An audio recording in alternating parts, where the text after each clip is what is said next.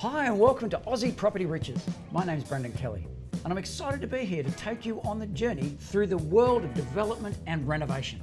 And I'm Francis Goh, his better half. Together, we'll explore the world of creating wealth through property. In each episode, we'll take you behind the scenes of groundbreaking developments, share expert insights, and feature success stories from the industry's top professionals. So whether you are a seasoned developer or just curious about the industry, we've got something for everyone. So join us and tune in to Aussie Property Riches. Let's get going!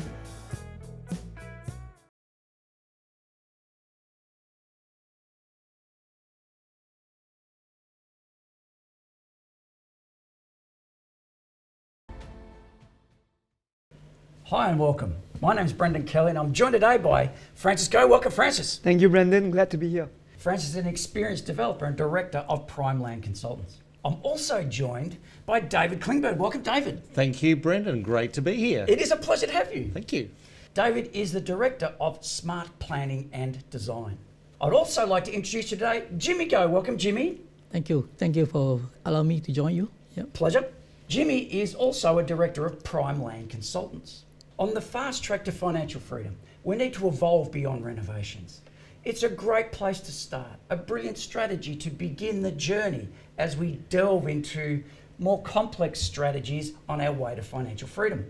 As we evolve and we take on more complex strategies, some of the ones that we get into, and the one that we're going to talk about today, is subdivision, the idea of taking a larger block of land and selling smaller blocks.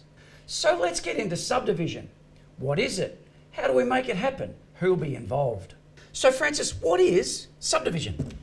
Subdivision is the act of dividing a bigger parcel into smaller parcels. And what are some of the big ticket items we need to consider in order to execute that endeavour? Sure, the starting point is how much land you actually have. And the second is any planning restrictions. And the third, how do you bring services to the lots that you're trying to create? And then finally, when you tick all the boxes, you actually lodge it at the titles office and get new titles created. And this is not a DIY process. We're going to need to engage people. We're going to need to have a team. Who are the key team members for subdivision? So a town planner and a licensed land surveyor. So then, isn't it fortunate that we have land surveyors and town planners with us today? I think that's awesome. Absolutely. We have the right people in the room. All right, great. So a quick question for you. Can you think of a client that came to you with a big project and it was difficult to start with, but you had a win in the end, and what solved it? We've had a number of projects we've dealt with over the years that have had complex town planning issues. Those town planning issues a lot of the time come about because there are schedules to the zones and overlays in the planning scheme that can cause potential problems when you are designing your subdivision and implementing that subdivision. So for example, you might have a vegetation protection overlay, which means the trees can't be moved, you can't lop down the trees, and where you are going to be putting the subdivision line, that subdivision can't happen there. So what we've done in the past is we've worked with great land surveyors like Francis, we've worked with great designers to design the solution post-purchase of the site. If it had been my site to begin with, I would have run a mile. Right, okay. I would have run a mile. So you're suggesting that planning and site selection Yes. is a big influence on the success and ease of a project you take on. Brendan, it is absolutely key. You need to do your due diligence.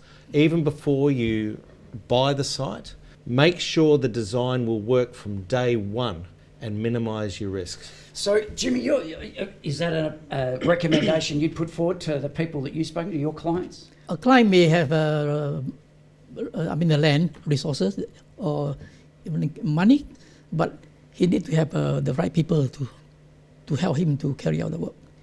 So you're a fan of getting the team in place before buying the land, or go and buy the land and then let's figure out the team later? Before purchasing a land, so the person has to do some due diligence. He can engage the town planner to do some preliminary feasibility study. Also, the license surveyor to carry out the title search, thing like that. And also, where there is a problem area on services, potential drainage of flooding, he may have to engage, get advice from the civil engineer to get some initial assessment. Yeah. Yeah, that's very important. Like services are actually the most expensive item. So in a what are the subdivision. services?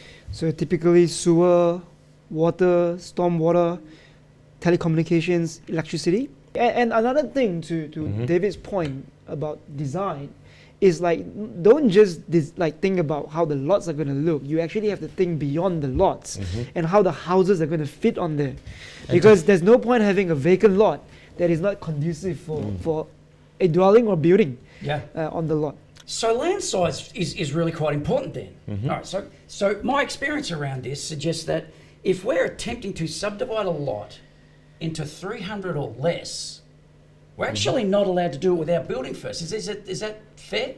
When you say building first, Brendan, you're actually, I think what we're talking about is getting an approval for that development on that site. Or in fact, the idea of God is that you can't actually have titles issued until construction is complete on the dwelling.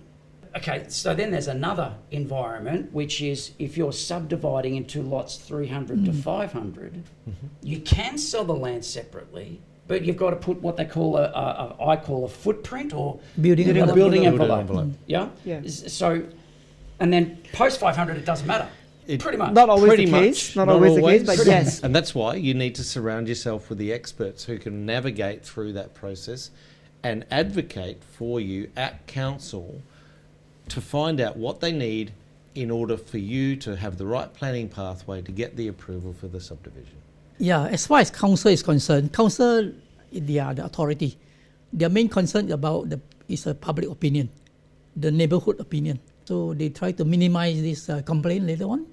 So that's why they ask for you must have a minimum building envelope, or sometimes they ask you to prepare a plan, a full architecture plan, so that they want to know what exactly you want to do. So Jimmy, a client of yours, how would you advise a client if they came to you and said, I want to do a subdivision, I want to do a development, what would you suggest, where would you suggest they start? Yeah, if he had already purchased the land, we have to do an assessment, at least a preliminary assessment, or we call it even feasibility study. Yeah, feasibility. Yeah, feasibility. So in that, the feasibility, we have to get town planner, licensed surveyor advice, even sometimes civil engineer advice, or even arborist, even environmentalist advice. It depends on the planning requirement. That's where planner can advise. I also will advise them, this land development is not something can be done in a short time. You need time and resources. It's not something you get a land, you chop into, you get it up. So it's not like buying a slab of Coke from the supermarket and walking down the street and flogging it at $2 a can at a football game, let's say. It's nothing like buying cans of Coke, Brendan. No, it's much not. more complex than that. And I'm so glad. Well, should we be scared though? No, you shouldn't be scared if you surround yourself with the right team. And I'm so glad Jemmy started to delve into the composition of that team, because the planning scheme, understanding the planning scheme and all the rules and regulations starts to outline who you need on your team.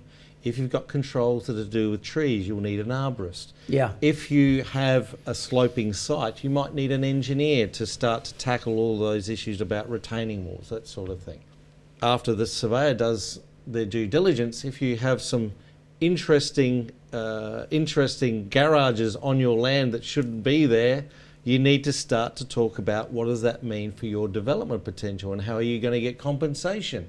Once you start looking at what you're wanting to achieve, that will start to give you an understanding of the team you need around you.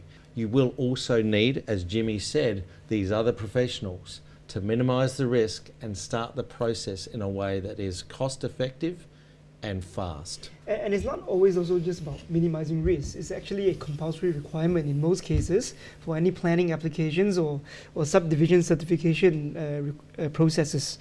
So, things like arborist report, things like traffic engineers report, all these things, they actually have to be submitted. They're not just about with the minimizing application. risk, but their reports are literally a compulsory requirement for certain applications. So as we've seen, subdivision can be simple, it can be complex. You can get into smaller size lots and larger size lots. Really, there's a multitude of choice available for you. but getting the right block will make the difference. Up next, we're going to talk about what the right block actually looks like and how we might go about finding it.